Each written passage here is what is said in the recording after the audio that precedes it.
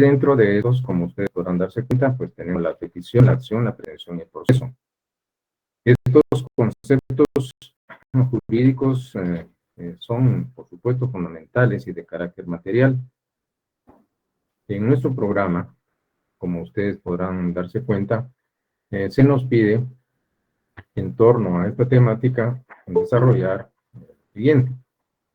Por un lado, pues vamos a tener definiciones de cada uno de estos conceptos y vamos a establecer, finalmente, la interrelación que existe entre los mismos. Entonces, iniciemos nuestra actividad.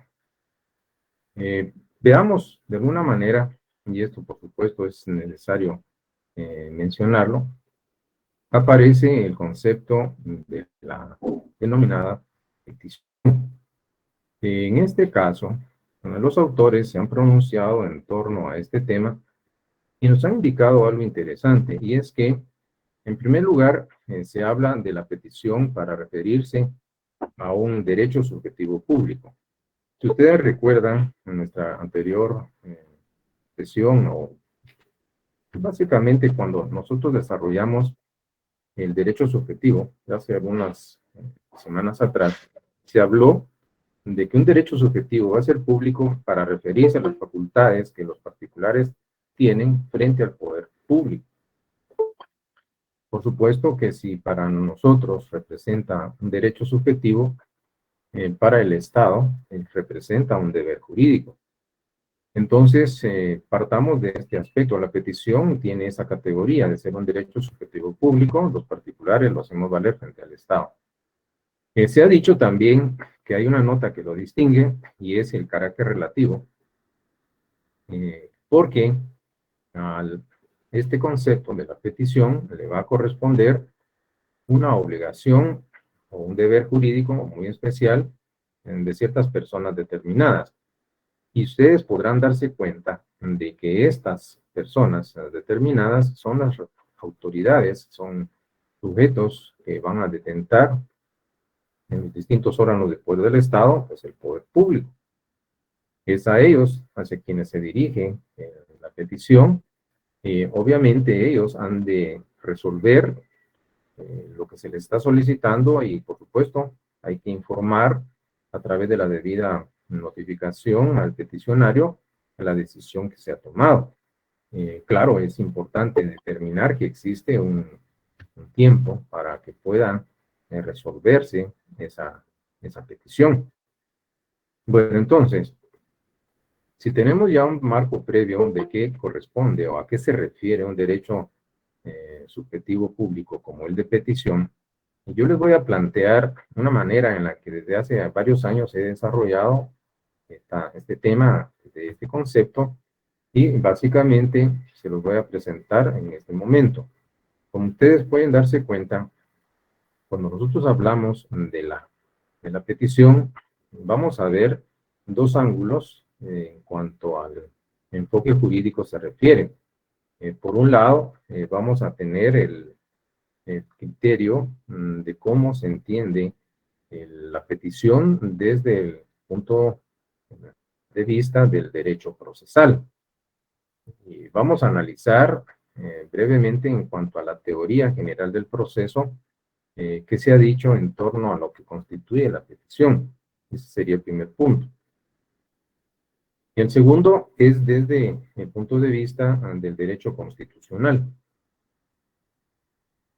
Entonces, si tenemos estas dos maneras de concebir la petición, ustedes van a darse cuenta que hay, obviamente, ciertas diferencias, aunque siempre se mantiene la esencia, es un derecho subjetivo público, los particulares lo hacemos valer frente al Estado, pero van a ver ustedes una diferencia muy específica entre lo que corresponde a la petición desde el ángulo del derecho procesal y lo que corresponde a la petición desde el punto del derecho constitucional. Hecha esta aclaración, entonces veamos cada una de estas maneras de concebir la petición.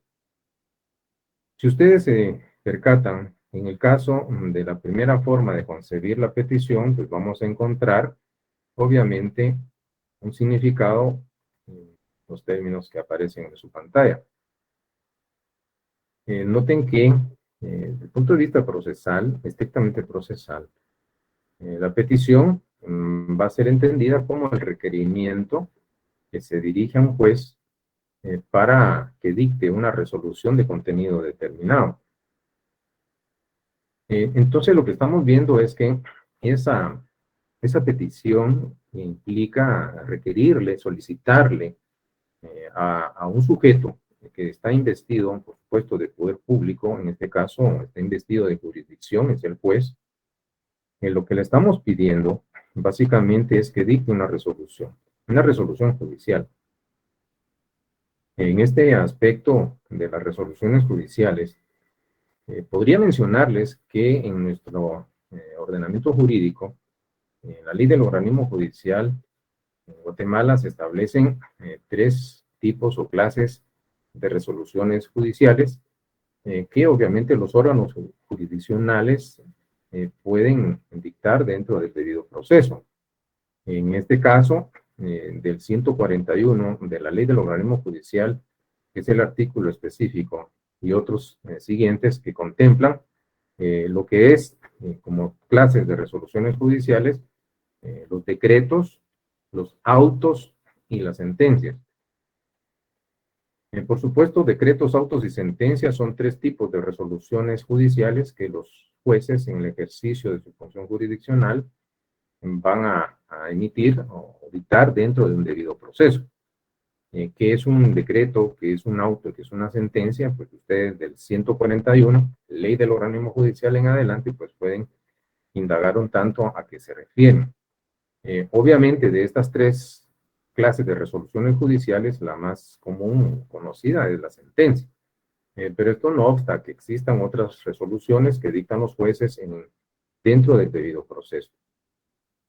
Ahora bien, entonces estamos viendo de que dentro de ese contexto que es el proceso judicial, entonces los sujetos parte del mismo, tanto el actor o demandante como el demandado, le van a realizar estos requerimientos, entiéndase peticiones o solicitudes al juez. Cuando ustedes en el ejercicio de la abogacía, ya como abogados y abogadas litigantes, se dirijan los jueces dentro de los debidos procesos judiciales a través de los escritos o memoriales, es común, frecuente, en la parte de las peticiones de estos escritos, clasificarlas en dos tipos, peticiones de trámite y peticiones de fondo. Perdón.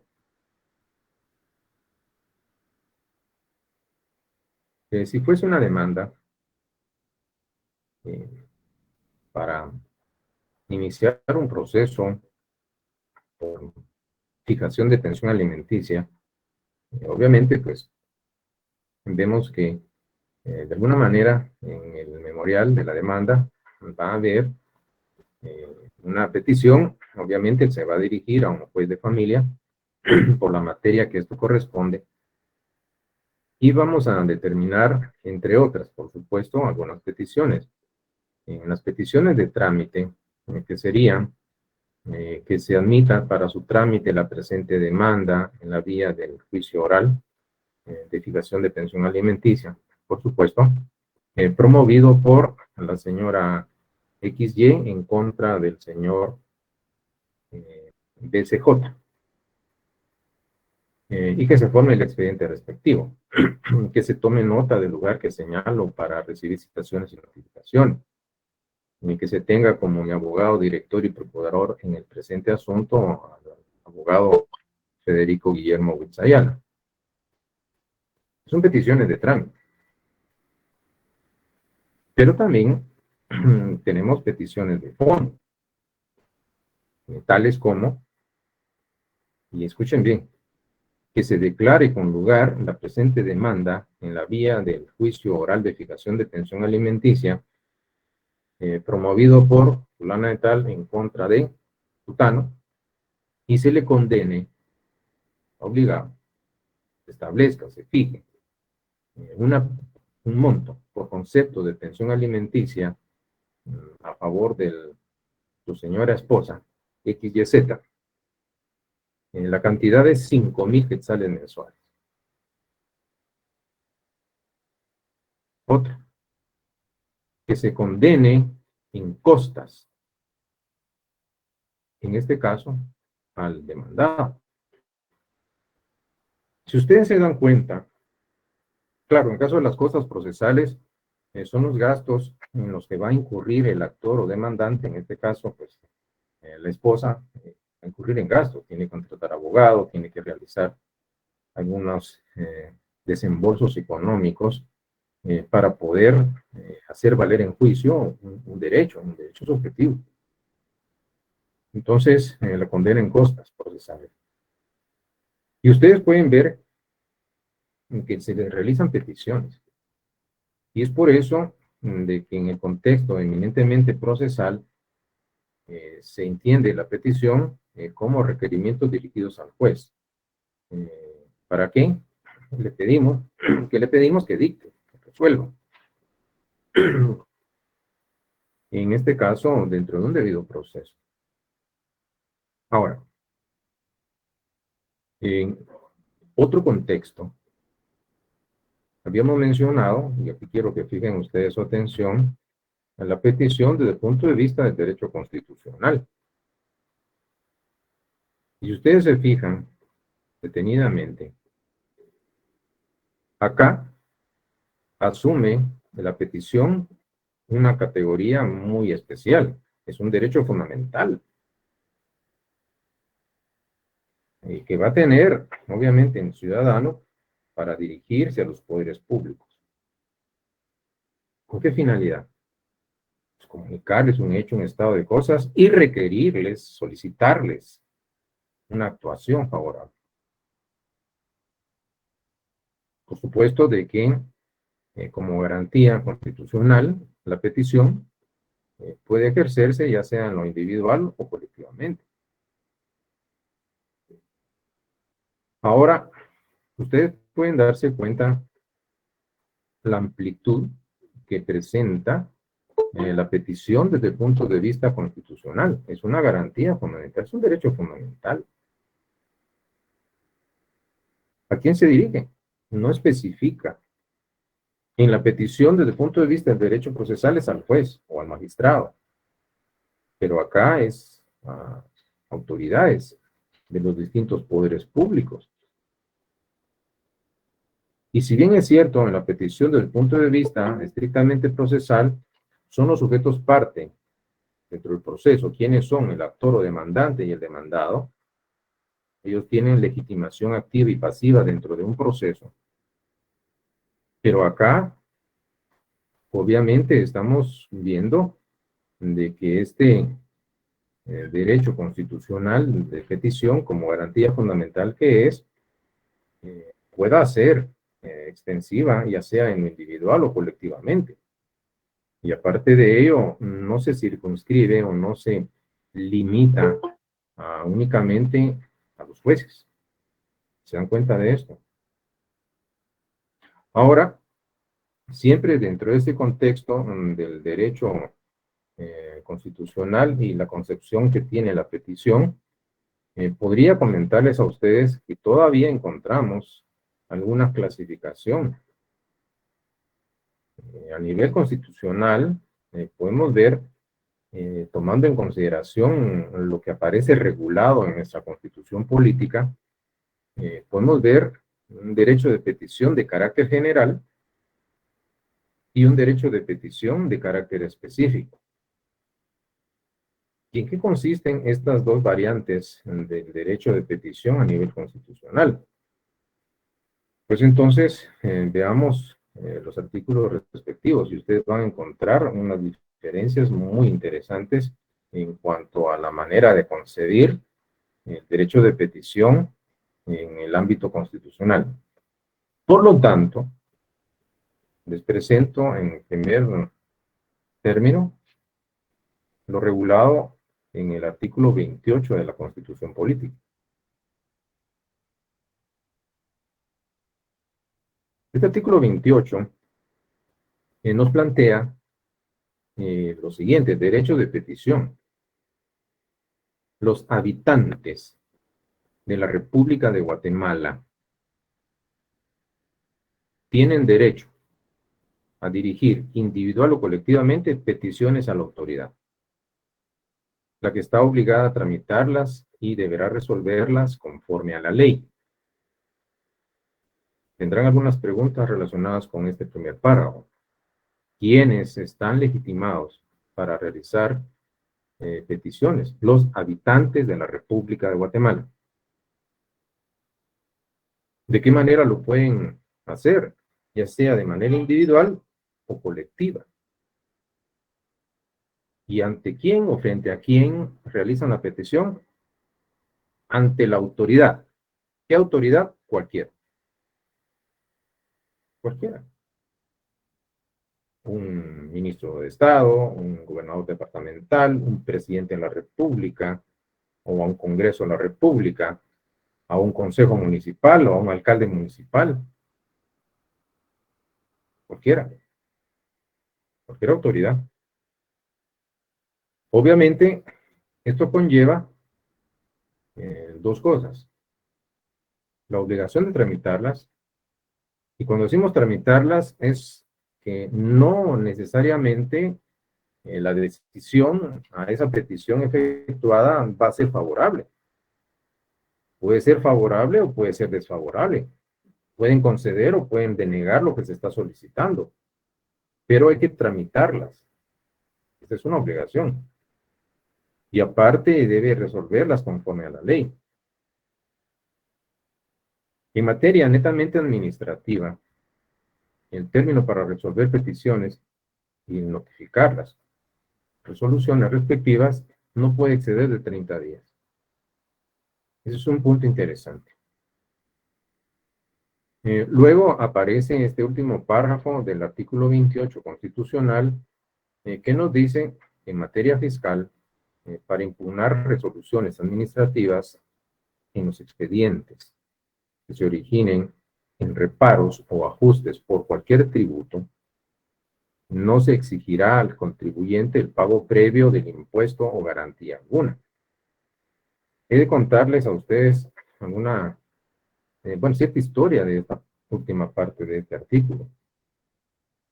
Y es que en la Constitución nuestra, vigente desde 1986 a la fecha, se abolió, podemos decir así, un viejo principio jurídico que era conocido con los términos latinos solve et repete, paga y luego repite. Y es porque antes de esta Constitución, si se trataba, y aquí ya circunscribimos en materia fiscal, en ese ámbito eminentemente tributario, cuando un contribuyente y quienes son peritos contadores o son auditores públicos, por supuesto hay profesionales de diversas áreas en este momento dando derecho aquí en esta sección, pues ustedes recordarán de que si había inconformidad por parte de un contribuyente en torno al monto que debía de pagar y él no estaba de acuerdo, entonces iba a interponer recursos. Pero imagínense ustedes semejante situación. Se encontraba básicamente ante un aspecto de que para poder impugnar, primero tenía que pagar el monto de ese tributo, aunque no estuviera de acuerdo, pues tenía que pagarlo. Y luego de haberlo pagado, pues él iba a discutir, iba a manifestar su inconformidad. Y lo que estaba ocurriendo, básicamente es que en esa posición de desventaja, porque se le decía, bueno, primero pague y después discutimos si usted tenía que pagar semejante cantidad. Entonces se le estaba venciendo sin haber sido citado, oído y por supuesto vencido. Se le estaba de una vez condenando. Entonces ese principio fue erradicado y fue básicamente, ya no aparece en la Constitución Política de la República, puesto que se consideró que era lesivo para los intereses de contribuyentes. Entonces les platico un poco de la historia de este tercer párrafo del artículo 28 constitucional. Pero ¿qué vamos en este momento? Esta es la concepción de un derecho de petición de carácter general. ¿A quiénes le corresponde? ¿Quiénes tienen la legitimación activa? Los habitantes de la República. ¿En qué forma lo pueden realizar? De manera individual o puede ser colectiva o grupal. ¿Ante quién? Ante la autoridad. ¿Qué autoridad? Cualquiera. Y en materia administrativa, por supuesto, tenemos 30 días para resolver y notificar. Pero también existe un derecho de petición que tiene ya un carácter más específico y, obviamente, vamos a referirnos al mismo cuando vemos el contenido del artículo 137 de la misma Constitución Política. Y como ustedes podrán darse cuenta, es derecho de petición, pero es en materia política. Pero aquí se reduce el ámbito eminentemente a lo político. Y el derecho de petición en dicha materia, como ustedes pueden darse cuenta, corresponde exclusivamente a los guatemaltecos. Y toda petición en esa materia, hablamos de materia política, deberá ser resuelta y notificada en un término que no exceda de 8 días. Noten ustedes la reducción que hay de 30, a la que se refiere el artículo 28 de la Constitución, a 8 días. Pero si la autoridad no resuelve en ese término, se tendrá por denegada la petición y el interesado podrá interponer los recursos del INE. De esta forma, ustedes pueden darse cuenta de que la petición, desde el punto de vista constitucional, pues nos va a presentar estas dos variantes y que tienen, por supuesto, unas diferencias muy específicas. Pero en el fondo subyace la esencia del derecho de petición como un derecho subjetivo público. Los particulares los hacemos valer frente al poder del Estado. Y también, en esencia, también se mantiene la obligación de, por supuesto, tramitar petición y resolver, notificando debidamente lo decidido por la autoridad.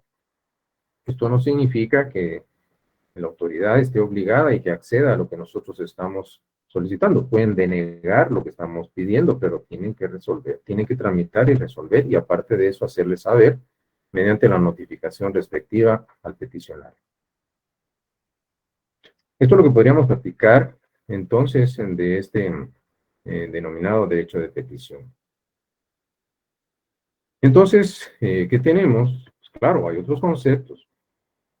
Dentro de este tema, pues luego de la petición, pues tenemos la acción. La acción, básicamente, la vamos a circunscribir en un ámbito eminentemente procesal.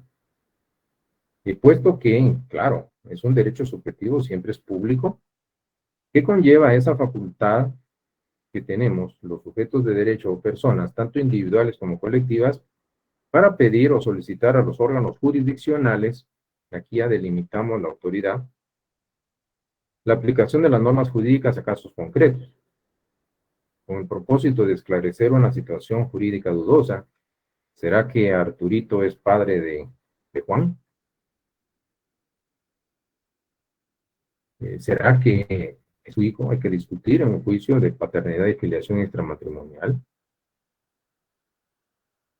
O bien declarar la existencia de una obligación, pues establecer si efectivamente entre dos sujetos determinados existe un vínculo contractual y hay que, en un momento dado, pues determinar la existencia de la obligación que dejó de cumplirse, y hay que demostrar si efectivamente había una relación jurídica y de ella se derivaron consecuencias, y dentro de estas pues, tenemos por un lado derechos subjetivos y por otro lado deberes jurídicos.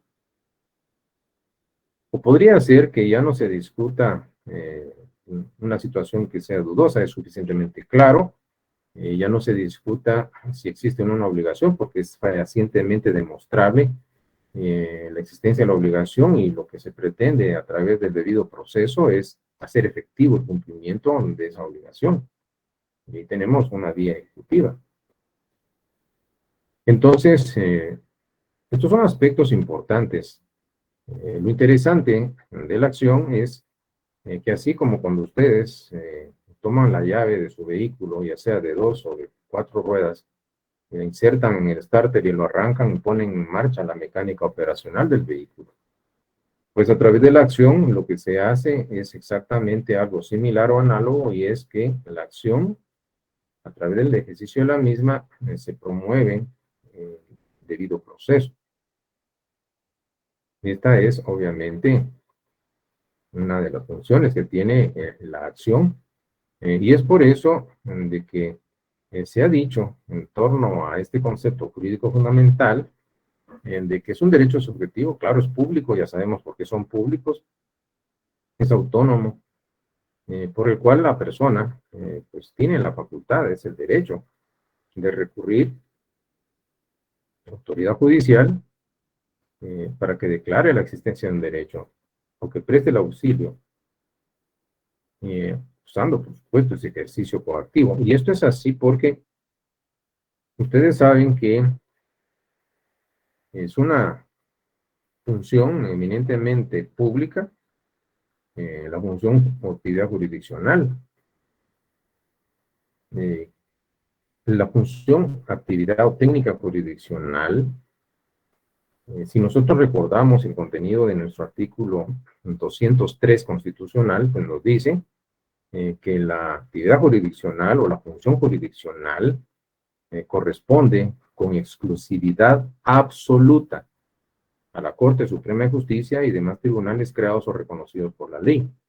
Ninguna otra autoridad puede intervenir en la administración de la justicia. Ese es un artículo interesante, pero también establezcamos, y hay que vincular con un artículo 12 de la Constitución, que es el debido proceso, el derecho de defensa. A nadie se le puede afectar en sus derechos si previamente no ha sido, ¿qué? Oído, bueno, citado, oído y vencido en juicio.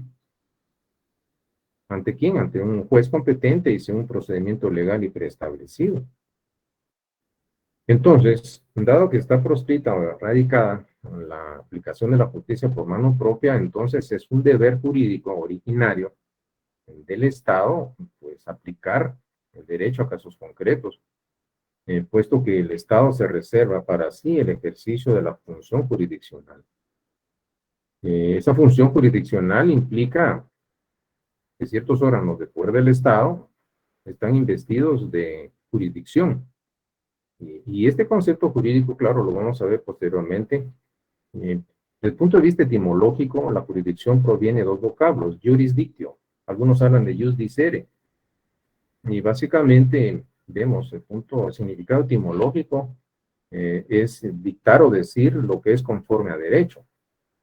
Y esa es una potestad, por lo tanto es una función, la jurisdicción, de carácter público y técnico, a través de la cual o mediante la cual ciertos órganos de poder del Estado, entre paréntesis o comillas, órganos jurisdiccionales, pues van a aplicar el derecho a casos concretos que han sido sometidos a su conocimiento.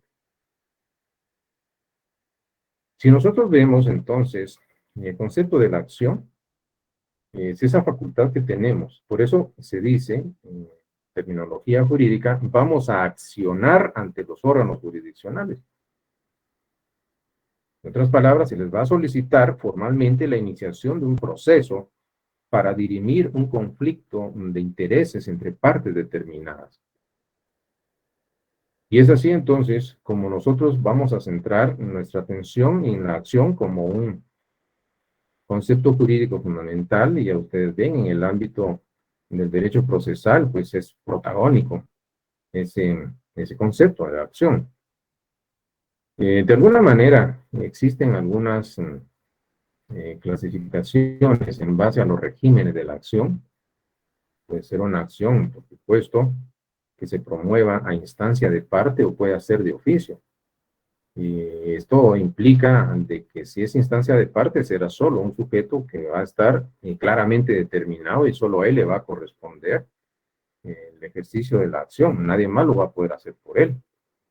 Pero si el régimen o la acción y el inicio del proceso es de oficio, implica que no se requiere un particular para promover un proceso, basta que un órgano jurisdiccional como autoridad tenga conocimiento de que hay con la gravedad o de la situación que ha ocurrido algún hecho que amerite una investigación a través de un debido proceso, para que sin que nadie lo solicite de oficio, significa que no haber quien en lo particular se lo pida, entonces es obligación de la misma autoridad iniciar o promover el proceso.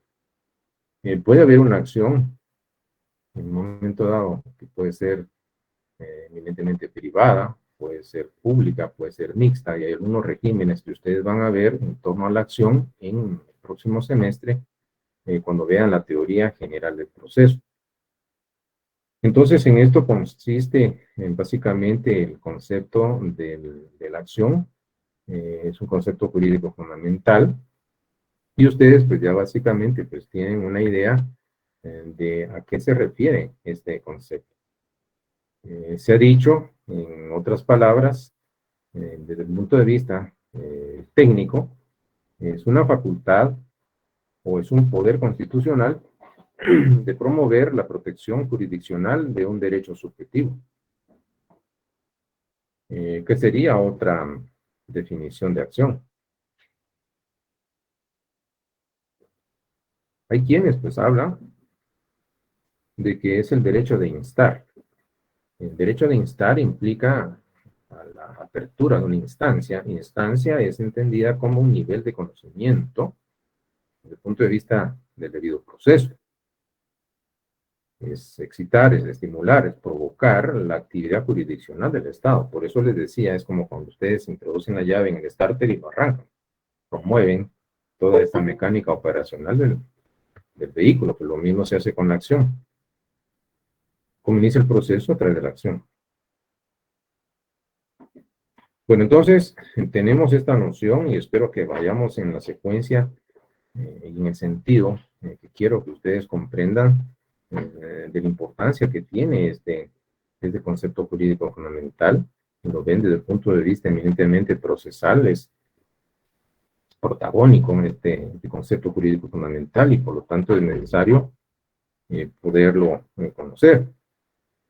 Inclusive, dentro de los respectivos medios de defensa o la conducta que puede tener en un momento dado el demandado frente a la demanda, puede interponer algunas excepciones como medios o mecanismos de defensa.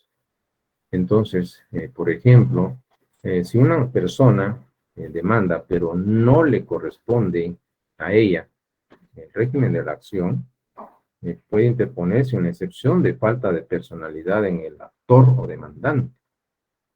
Y no es porque falte la personalidad jurídica, sino a lo que se refiere, y aquí podríamos discutir un tanto, pero no es un curso de teoría general del proceso, es porque le denominan falta de personalidad, pero es porque se refiere a la legitimación activa, que implica que una persona a la que no le corresponde demandar lo está haciendo, sin que a ella le corresponda.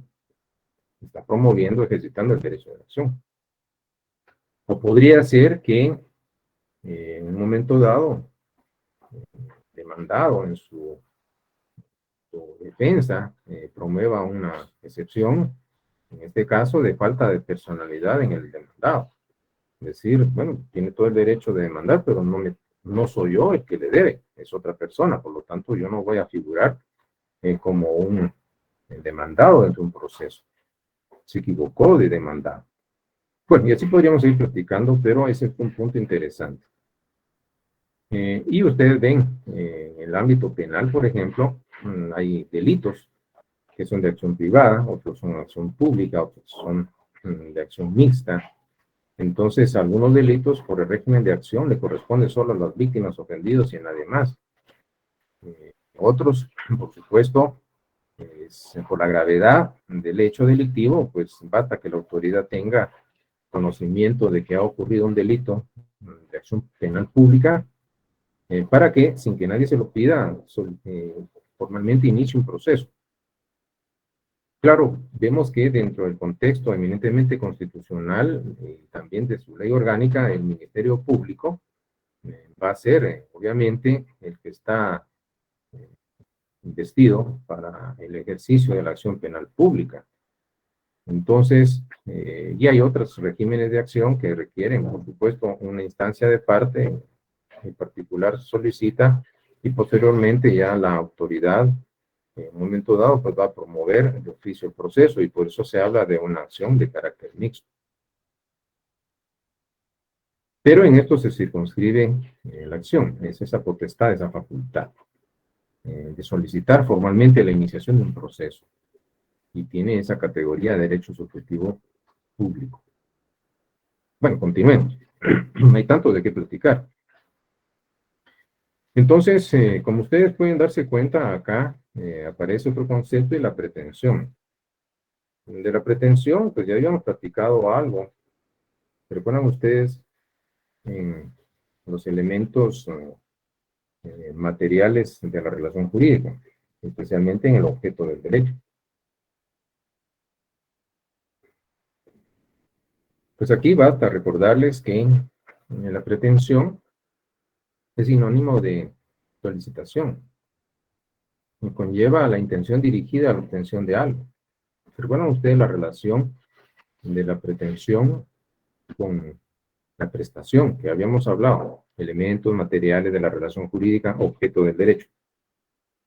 Pues entonces acá vamos a destacar que dentro del debido proceso subyace una intencionalidad dirigida a la obtención de algo.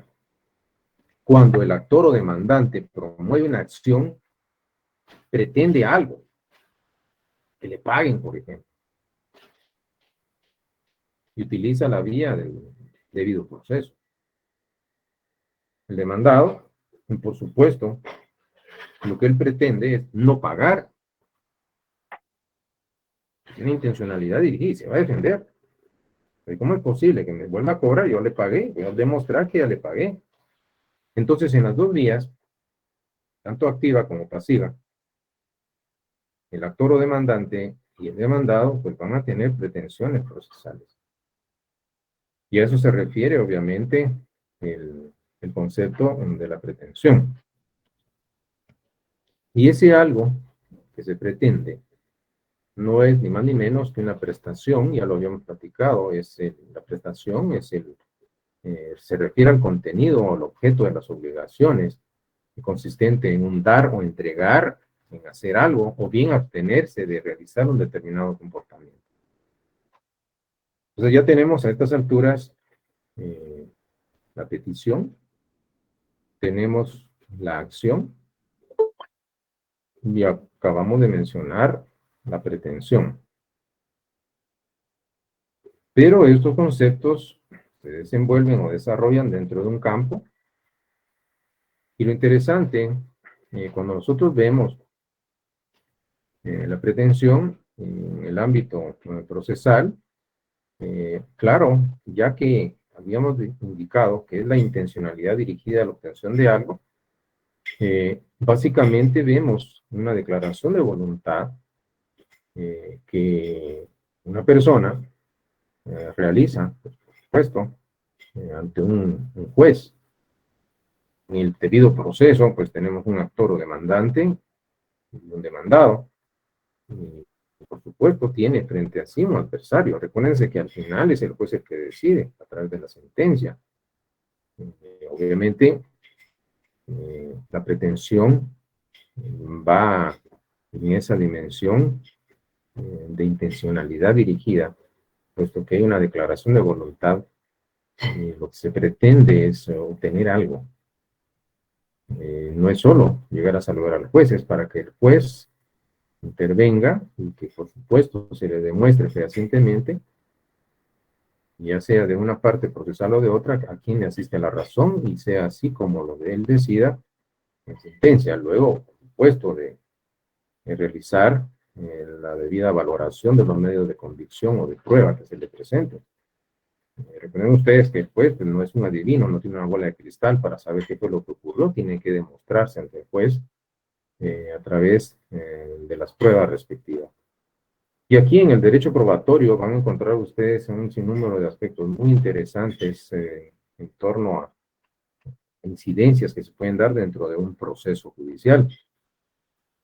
Como el principio, por ejemplo, claro, entendemos que si alguien está firmando algo ante un juez, pues debe comprobarlo. Y si la otra parte lo niega, pues debe comprobarlo, porque existe la carga de la prueba. ¿A quién le corresponde presentar los medios probatorios? En un momento dado, cuando es una instancia de parte, pues son los particulares. Ellos tienen que demostrar. Pero si es un asunto de acción pública, eh, por ejemplo, entonces, en el caso de un delito de esa gravedad, entonces vemos que es la misma autoridad, y en este caso, en materia penal, por ejemplo, es harta obligación del Ministerio Público el promover la investigación y facilitar los medios de convicción o de prueba que juez. Hablemos de un Ministerio Público eficiente, por supuesto. Entonces, ¿qué tenemos acá? Estos son conceptos interesantes que hemos de seguir viendo a través de la carrera, que ustedes van a seguir viendo a través de la carrera.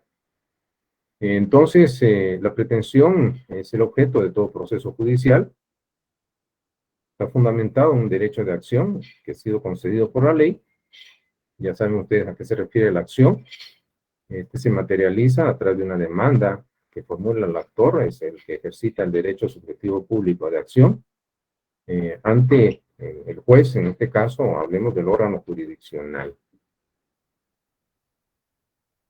Estos anteriores conceptos, petición, acción, pretensión, se van a desarrollar dentro de un continente al que le vamos a denominar el proceso. Recuerden ustedes que el proceso va a estar integrado por una serie de etapas o pasos lógicamente ordenados que deben seguirse uno a continuación de otro. Hay un camino por recorrer en donde hay fases o etapas. En el ámbito jurídico, el proceso es una institución que ha sido regulada. ¿Se recuerdan ustedes cuando hablábamos de las acepciones de la palabra derecho? Aquí se menciona al derecho adjetivo procesal. El derecho objetivo procesal, como acepción del derecho, hace referencia a un conjunto de normas que van a establecer o fijar los mecanismos para la aplicación de las normas del derecho sustantivo. Alguien ha dicho la comparación entre el derecho sustantivo y el derecho adjetivo es como un río. El agua simboliza o representa en esta analogía derecho sustantivo, y el cauce, el canal, representa al derecho adjetivo procesal. Y es que la relación derecho sustantivo y derecho adjetivo procesal va encaminada a que este último, el adjetivo procesal, fija los mecanismos o los medios para hacer valer o para cumplir esas normas del derecho sustantivo. Y por lo tanto vemos que el canal o el medio se va a desenvolver o desarrollar dentro de órganos del Estado. ¿Quiénes son estos? Aquellos que están investidos de jurisdicción, pues denominémoslos con los términos precisos, órganos jurisdiccionales. Entonces, ellos tienen esa potestad. Recuerden ustedes el 203 de la Constitución Política, esa facultad de administrar justicia, de aplicar el derecho a casos concretos que han sido sometidos a su conocimiento. ¿Y con qué finalidad van a intervenir? Ya lo habíamos mencionado: esclarecer una situación jurídica dudosa, declarar la existencia de una obligación, o en su caso, pues hacer efectivo el cumplimiento de una obligación. Entonces se fundamenta en estos canales o vías que son las que se van a utilizar para resolver los conflictos o las controversias. Estos litigios surgidos entre sujetos procesales que van a buscar, obviamente, la intervención del Estado a través de sus órganos jurisdiccionales para dirimir o resolver un conflicto de intereses entre partes determinadas. Pero hablamos del proceso. Lo interesante del proceso, claro, ustedes verán que está inspirado en principios rectores que se constituyen en guías. Entonces hay principios que rigen el debido proceso y estos deben cumplirse. Lo interesante, hay uno de estos principios que es la preclusión procesal, que implica que hay un momento, hay una fase, una etapa para desarrollar ciertos actos procesales. Culminada esa etapa vendrá la siguiente y luego la posterior, en el entendido de que ha de respetarse. No es el hecho de que en un momento dado, en la etapa del proceso, donde no corresponda, se pretenda realizar ciertos actos procesales mientras no se dé la etapa oportuna. Hay un momento, y es así en donde hay que esperar las debidas fases o etapas del proceso, el proceso judicial. Entonces se habla de la preclusión procesal, que alguien diga, mire señor juez, se me olvidó presentar las pruebas en la demanda, pero ya usted va a dictar sentencia dentro de 5 minutos, me permite traerla. En el ámbito de la justicia privada, imagínense ustedes semejante situación. Hubo un momento oportuno en la apertura, en ese periodo de prueba, para que tanto el actor como el demandante y el demandado pues presentaran sus medios de convicción. Porque debe haber un orden. Y así, entonces, pues podríamos continuar viendo esta dinámica en nuestra exposición para que ustedes comprendan básicamente que el proceso, hablemos del proceso judicial, pues es un medio, no es el único medio para la resolución de conflictos o controversias dentro de los contextos sociales. Y es así como podríamos mencionar que el proceso judicial es una vía.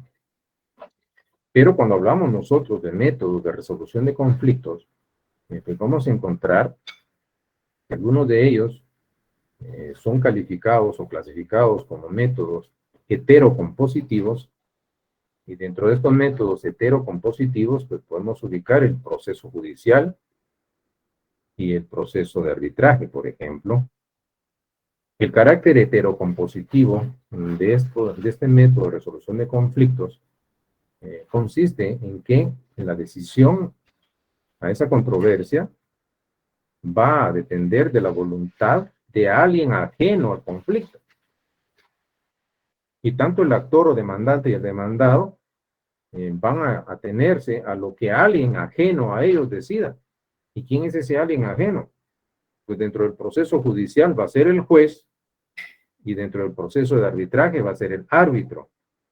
¿Y dónde decide el fondo del asunto el juez en el proceso judicial? Pues en esa resolución que normalmente le pone fin al proceso y es la sentencia. ¿Y en dónde decide el árbitro dentro de un proceso de arbitraje, la controversia que ha sido sometida a su conocimiento? Pues en la resolución que dicta el árbitro en el proceso de arbitraje y que se denomina laudo arbitral. Y lo que estamos viendo que las partes en contienda o en conflicto, la voluntad de ellos pues va a depender en cuanto al conflicto se refiere a la decisión de alguien más. La voluntad del juez es la voluntad del árbitro la que va a prevalecer para resolver el conflicto. Y por lo tanto esto le da el carácter heterocompositivo tanto al proceso judicial como al proceso de arbitraje. Pero también existen otros métodos de resolución de conflictos que son denominados autocompositivos. Y acá en un método autocompositivo de resolución de conflictos, lo que vamos a encontrar básicamente es que en esencia la resolución a ese conflicto va a estar obviamente en manos de las partes en conflicto, en contienda. Y que si bien es cierto, puede haber un facilitador que puede ser un mediador cuando ese método autocompositivo de resolución de conflictos es la mediación, o puede ser otro sujeto, que va a ser en este caso la conciliación, el conciliador, en donde lo que se hace, tanto el mediador como el conciliador, que se ponen no en un plano superior como está el juez en el proceso judicial, o como está el árbitro en el proceso de arbitraje, sino que el mediador básicamente es un facilitador que a través de la proposición de fórmulas ecuánimes de solución va a instar y motivar a las partes en conflicto a que sean ellos mismos, los que encuentren una solución a esa controversia. Y por eso se dice que la mediación y la conciliación son métodos autocompositivos de resolución de conflictos. Bueno, entonces, ¿y por qué les platico de esto? Porque aquí ustedes pueden ver de que de alguna manera existe el proceso judicial es un método de resolución de conflictos, pero no es el único que socialmente se puede utilizar en las diferencias, en las controversias. Sí, solo si la materia lo permite y el ordenamiento también, pues podrán utilizarse vías alternas de resolución de conflictos. Pero el proceso es el proceso judicial. Ahora, continuemos disertando sobre este tema. Entonces ya tenemos ubicado el proceso, el debido proceso. Obviamente, es uno de varios métodos de resolución de conflictos y nos va a presentar básicamente una serie de actos. Recuérdense que hay etapas. Todo proceso implica una serie de etapas o pasos lógicamente ordenados. Y es en donde se van a realizar oportunamente los actos procesales. Y deben cumplirse en ese orden riguroso cada una de estas etapas en donde se van a desarrollar actos procesales. Habrá una presentación de demandas, se tiene que notificar, hay una contestación de demanda. El demandado, pues la actitud que puede tomar frente a la demanda, obviamente puede allanarse, puede aceptar, es decir, sí, efectivamente, tiene razón. O puede en un momento dado contestar negativamente y oponerse. O podría ser que la actitud del demandado sea, no, el que debería demandar soy yo, entonces voy a contrademandar. Y es así como estamos viendo de que hay etapas, hay periodos, y tendrán que aportar sus medios de convicción, y la carga de la prueba va a corresponder dependiendo la naturaleza o clase de proceso de que se trate. Entonces, ustedes pueden darse cuenta que le presentan la evidencia, le presentan las pruebas, el juez llega a un momento donde tiene que valorar los medios de convicción o de prueba. Y aquí, por supuesto, es en la teoría general del proceso donde se habla de la valoración de la prueba. ¿Cuál es el valor probatorio que tiene el medio de convicción que ha sido presentado ante el juez competente? Y claro, tradicionalmente pues se habla de medios de valoración de la prueba o sistemas de valoración de la prueba, el sistema de la prueba libre o tasada, el sistema de la libre convicción, el sistema de la sana crítica razonada, en donde cada uno de estos sistemas de valoración de la prueba van a decir cuál es el valor probatorio que ese medio de convicción o a ese medio de convicción debe darle el juez para poder tomar una decisión al respecto. Y todos esos elementos que son obviamente técnicos forman parte de la dinámica de un cúmulo de conceptos que son obviamente jurídicos que giran en torno al debido proceso, en el entendido de que van a haber también principios que deben garantizarse en el cumplimiento efectivo del debido proceso. Y todos estos aspectos los verán ustedes en su momento.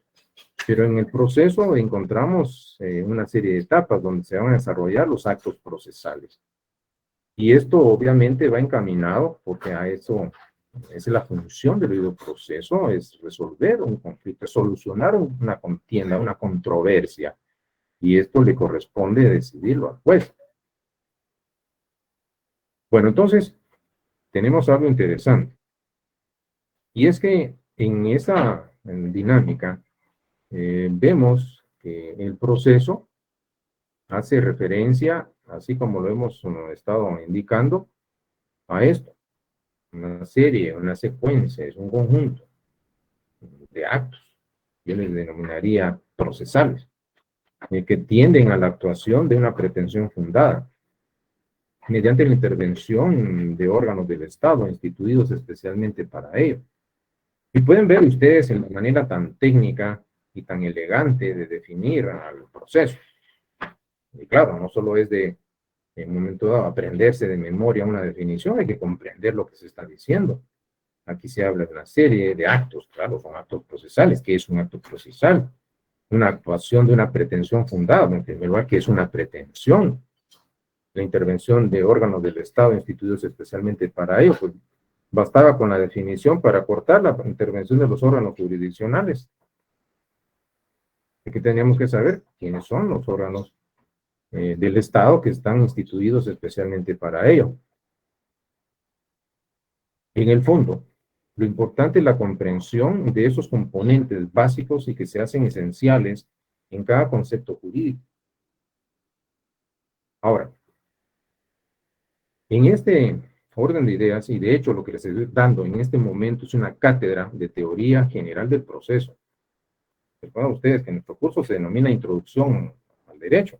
Lo estoy haciendo acá, estamos ya en un tercer semestre platicando de teoría general del proceso. Eso es lo que van a seguir viendo ustedes a través de la carrera. Ahora bien, si nosotros hablamos, porque en nuestro programa pues, nos están mencionando algo interesante, vamos a ver que este instrumento, este medio de resolución de conflictos, y que no es el único, en la misma Constitución Política de la República, en su artículo 12, establece, es una garantía fundamental, el debido proceso. Existe una forma que constitucionalmente está creada para dirimir conflictos de intereses entre partes determinadas. Y aparte de la defensa de la persona y de sus derechos es inviolable. Y en ese contexto, no se puede condenar, no se puede privar a los derechos si previamente no se dan estas condiciones. La citación, esa audiencia y el vencimiento que debe dársele a una persona, ya sea individual o colectiva, a través de una vía racionalmente creada para ello, es el proceso legal. ¿Ante quién? Ante un juez, un tribunal competente, un órgano que está investido de jurisdicción y que de hecho en la jurisdicción se los había comentado, es una potestad o función pública de carácter eminentemente técnico, en virtud del cual ciertos órganos del Estado aplican el derecho a casos concretos que han sido sometidos a su conocimiento. Y cuando veamos en su oportunidad, y vamos a platicar de la jurisdicción, en este momento pues me recuerdo de un clásico, un jurista guatemalteco, y es el doctor Mario Aguirre Godoy. Él, en una obra monumental que tiene, en Derecho Procesal Civil y Mercantil, nos menciona algo interesante en torno a la jurisdicción. Y son los poderes de la jurisdicción. Y bajo esta denominación, poderes de la jurisdicción, se va a mencionar o establecer de que quien está dotado de esa potestad de aplicar el derecho a casos concretos, pues van a haber poderes inherentes a la jurisdicción. Claro, se utilizan términos latinos y van a tener que acostumbrarse a lo largo de la carrera y en el ejercicio de la profesión. Y nos indica que hay poderes inherentes a quien ejerce jurisdicción y se explican en los términos siguientes: notio, vocatio, coertio, judicium y executio. Notio, vocatio, coertio, judicium y executio. Y esto significa, en pocas palabras, que cuando ocurre un hecho, pues hay una potestad de conocer, de enterarse de lo que está ocurriendo, de decir, me disculpan, pero dentro de todos los jueces, a mí me corresponde conocer. Y dentro de ese conocimiento, a través del debido proceso, se pueden aplicar medidas coercitivas y adicionalmente la jurisdicción implica ese poder de juzgar, de emitir a través de un juicio valorativo, es un juicio de valor, y determinar si efectivamente un sujeto es culpable o no. Juzgar. Pero no basta con resolver, sino también hay que hacer cumplir. Hay que ejecutar lo resuelto. Y a eso se refieren estas denominadas o denominados poderes de la jurisdicción. Claro, vamos a platicar de ello en su momento oportuno, cuando veamos jurisdicción y competencia. Ahora, vuelvo a este punto, y es que a través del proceso judicial es en donde vamos a encontrar ese campo dentro del cual confluyen esos conceptos jurídicos fundamentales. Y es así entonces como obvia y obligadamente pues tendríamos que mencionar también que dentro del proceso se establece un principio general del derecho y son las instancias. Las instancias hacen referencia a niveles o grados de conocimiento que deben haber dentro de un proceso. Y existe este principio general del derecho que en ningún proceso podrán haber más de dos instancias, que significa no pueden haber más de dos niveles o grados de conocimiento. Porque si hubieran más de dos, podríamos nosotros ver, sigue, sigue y sigue, y se haría tan largo el proceso e inacabable. Entonces son dos niveles y no más. Y por eso se abren las dos instancias. En el entendido de que el juez que conoció una instancia no puede conocer en la otra. Y estos aspectos, en un momento dado, y eso lo van a ver ustedes en un momento oportuno, teoría general del proceso, pero el proceso establece dos niveles de conocimiento, no más, dos instancias. Para no hacer, imagínense ustedes, si con dos instancias se vuelven tediosos y largos los procesos, imagínense si hubieran más instancias. Entonces, las instancias se refieren a niveles de conocimiento, son grados. Obviamente esto tiene que ver en cuanto a la jerarquía se refiere, porque puede conocer en primera instancia y dicta en primera instancia una sentencia.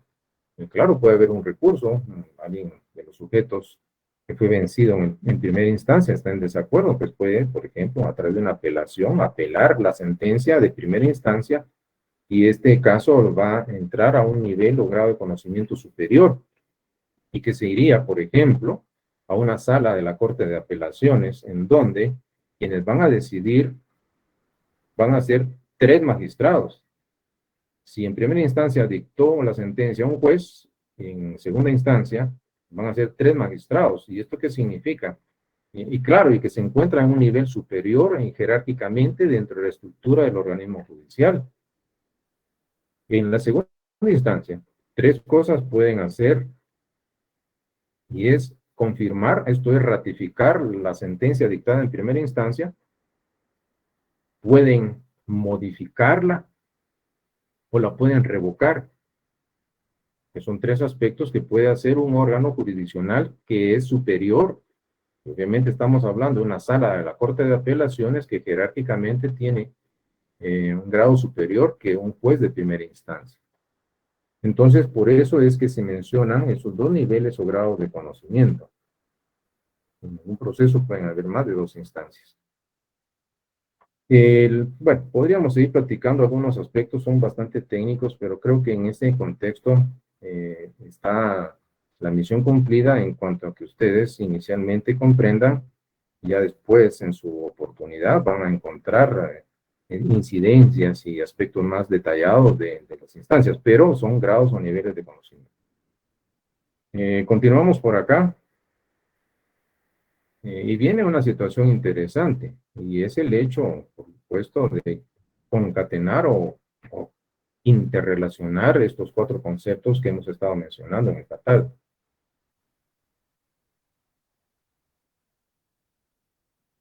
¿Y cuál es la relación que existe entre la petición, acción, pretensión y proceso?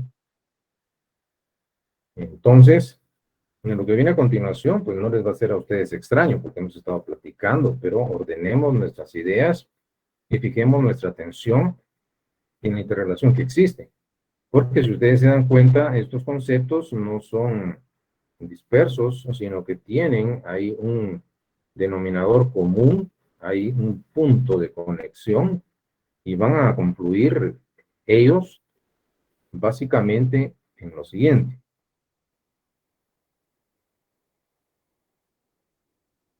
Como ustedes pueden darse cuenta, es el concepto del proceso, y como se los había comentado hace unos minutos atrás, es como un continente,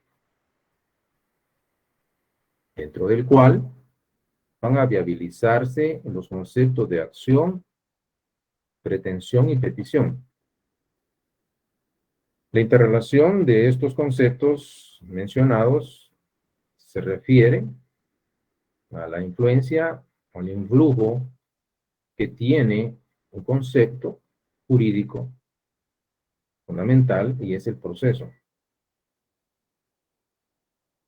Y quiero que noten ustedes, porque tarde o temprano, el día de mañana, que en examen se les pregunte, explique cuál es la interrelación existente entre la petición, acción, pretensión y proceso como conceptos jurídicos fundamentales materiales.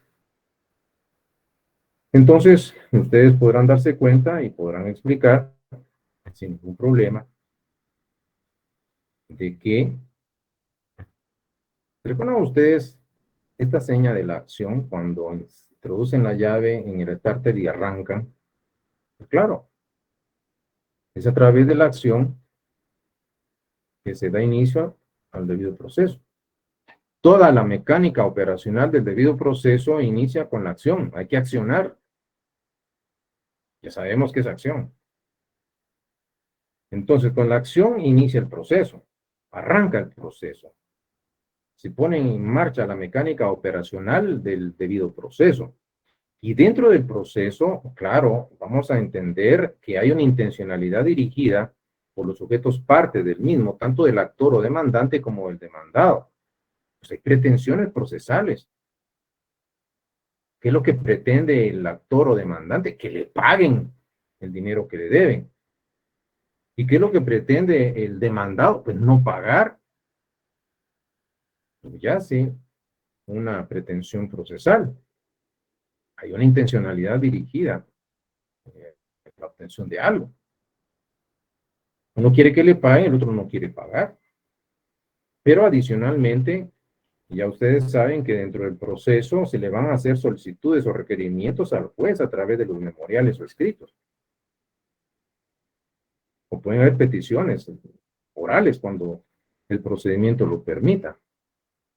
Pero lo que se le está pidiendo o requiriendo al juez es que dicte resoluciones de contenido determinado, dicte decretos, autos o sentencias.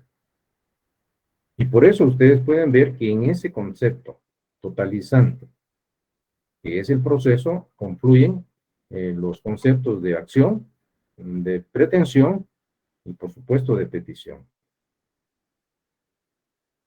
Y es así, entonces, como podría a ustedes pues comentarles estos aspectos para que ustedes entiendan en esta tarde la dinámica que nos trae básicamente a mencionar estos 4 conceptos.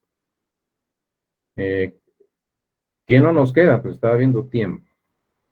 Entonces, en la próxima sesión, pues vamos a culminar la nómina de los conceptos jurídicos fundamentales, materiales, y lo que viene a continuación, después de este tema, va a ser la sanción y la coacción, y con ese tema, pues vamos a terminar en la tercera unidad. Así es de que vuelvo acá con ustedes. Bajo estos aspectos, pues veo que no hay ninguna pregunta, más que nos indicaba Astrid por acá, petición de trámite. Bueno, era cuando yo comentaba, que se admita para su trámite en la vía de juicio oral de fijación de pensión alimenticia la presente demanda promovida por fulana en contra de sultán. Que se tome nota del lugar que señalábamos para recibir notificaciones. Que se tenga como mi abogado, director y procurador en el presente asunto al abogado Federico de Maúz Ayala. Pues fueron 3 ejemplos de en las respectivas peticiones de trámite, que es a las que Astrid Melissa pues estaba preguntando. Eric, ¿habrán clases el viernes? Por supuesto, nosotros tenemos entendido que por el asueto derivado del Día del Abogado, pues tendrán información ustedes oportuna de esta actividad. Entonces, en su momento, por supuesto, a través de la coordinación, pues les van a hacer ver, inclusive, pues en la página Cloud Derecho SAC, ustedes lo pueden establecer. Ejemplos de derecho de petición de carácter general y específico. Pues bueno, en este caso, Ruth pregunta, y con ella creo que vamos a terminar. En derecho de petición general, pues imagínense, pues vemos nosotros que vecinos de una comunidad solicitan pavimento o adoquín en una calle o solicitan introducción de agua potable. Específico, pues vemos en materia política, un comité cívico o un partido político que se quiere inscribir, y por supuesto, pues están solicitando su inscripción, que serían los ejemplos que en este momento les puedo mencionar a Ruth en base a su pregunta. Entonces, claro, de carácter general, ¿cuántas peticiones se hacen? Hay un sinnúmero de peticiones. Entonces, mis amigas y amigos, ¿qué me resta? Pues, en primer lugar, agradecerles pues, su asistencia a estas clases y que entiendan de que este es el espacio oportuno para poder disertar de estos temas, para que ustedes se compenetren en la ciencia social que han decidido estudiar y que anticipadamente vean si esta temática les llama a ustedes la atención y si en un momento dado el objetivo se está cumpliendo y es hacer conciencia en cada uno de ustedes de su vocación de estudio en el derecho. Si esto se está logrando y si esta temática es de su agrado y ustedes van a entender que van a escuchar esta terminología desde el inicio hasta el final de la carrera y después en el ejercicio profesional, pues creo que podrán darse cuenta que la vocación efectivamente fue la correcta de estudiar derecho. Sin más, mis amigos, pues les agradezco su atención, les deseo una feliz tarde y nos vemos en la próxima oportunidad, así es que hasta pronto. Nos vemos en este caso semana próxima. Feliz tarde a todos. Feliz tarde, licenciado.